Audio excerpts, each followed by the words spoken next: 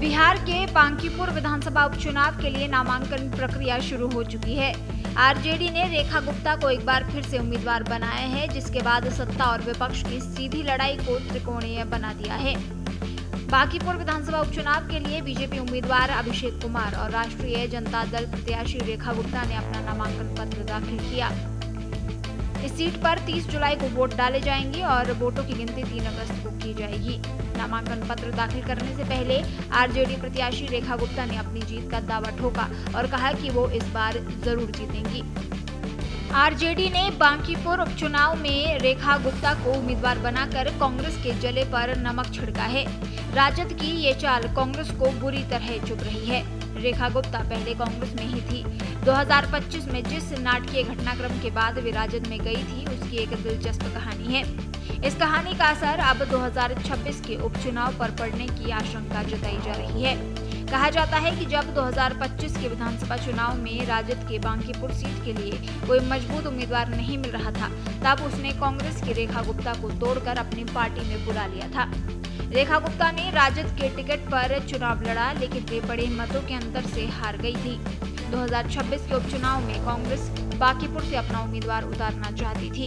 उसने तर्क दिया कि राजद को 2025 में कोई मजबूत उम्मीदवार नहीं मिला था, इसीलिए उसने कांग्रेस के बोरो प्लेयर को मैदान में उतारा था।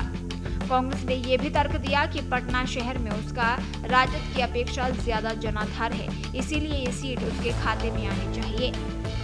लेकिन राजद ने कांग्रेस को ना पहले कुछ समझा था और ना अब। रेखा गुप्ता को राजद का मुकम्मल नेता बनाकर टिकट सौंप दिया गया। 2025 के विधानसभा चुनाव में महागठबंधन में घात प्रतिघात और दांवपेच चरम पर था। सीट बंटवारे को लेकर राजद और कांग्रेस आपस में ही लाठी भांज रहे थे। बांकीपुर सीट पर आखिरी समय तक फैसला नहीं हो सकता था। राय विचार में ये सीट कांग्रेस की मानी जा रही थी। कांग्रेस ने अपने दल की सक्रिय कार्यकर्ता रेखा गुप्ता को उम्मीदवार बनाने की मंजूरी भी दे दी थी, बस औपचारिक घोषणा बाकी थी। रेखा गुप्ता ने 2024 के लोकसभा चुनाव में कांग्रेस के चुनाव प्रचार में महत्वपूर्ण भूमिका निभाई थी। पहले चरण के चुनाव के लिए 17 अक्टूबर 2025 नामांकन की आखिरी तारीख थी। 17 अक्टूबर की सुबह तक रेखा गुप्ता कांग्रेस से नामजदगी का पर्चा दाखिल करने की तैयारी कर रही थी। इस बीच सीट शेयरिंग के तहत बांकीपुर सीट कांग्रेस से लेकर राजद के कोटे में डाल दी गई। इसके बाद हलचल मच गई। दोपहर को रेखा गुप्ता ने अचानक कांग्रेस से इस्तीफा दे दिया। कुछ देर बाद वे राजद में शामिल हो गई। दिन ढलने लगा था और नामांकन का समय लगभग खत्म होने के करीब था। रेखा गुप्ता राजद का सिंबल लेकर आनंद फानंद में निर्वाचन अधिकारी के ऑफिस पहुंची और नामांकन का पर्चा दाखिल कर दिया। पूर्व मुख्यमंत्री राबड़ी देवी ने उन्हें अपने तत्कालीन आवास 10 सर्कुलर रोड बुलाकर खुद सिंबल दिया था। सिर्फ 4 घंटे में ही रेखा गुप्ता की पहचान बदल गई। वे कांग्रेस की बजाय राजद की नेता बन गई। राजद ने भाजपा के वैश्य वोटों को तोड़ने के लिए रेखा गुप्ता को कांग्रेस से राजद में एंट्री दिलाई थी। रेखा गुप्ता वैश्य समुदाय से हैं, लेकिन राजद के सारे दांवपेच फेल हो गए थे। बांकीपुर के वोटरों ने मुकाबले को एक तरफा बना दिया।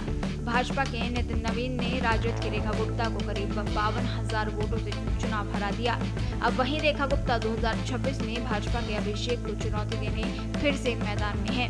कुछ लोगों का कहना है कि चूंकि रेखा गुप्ता कांग्रेस में रही हैं, इसीलिए वे अपने पुराने सरोकार से इस बार ज्यादा वोट जुटाएंगी। लेकिन ऐसा करना आसान नहीं है। पिछली बार तो सब कुछ आनंद फानंद में हो गया था, इसीलिए कांग्रेस समर्थकों को नाराजगी जाहिर करने का समय नहीं मिला। लेकिन इस बार तो कांग्रेस कार्यकर्ता अंदर ही अंदर पहले से ही राजद के खिलाफ हो गए हैं। कहा जा रहा है कि कांग्रेस का नाराज गुट रेखा गुप्ता की बजाय प्रशांत किशोर के पक्ष में झुका हुआ है। देश दुनिया की ताज़ा खबरें और वीडियोस के लिए अभी डाउनलोड करें पत्रिका ऐप।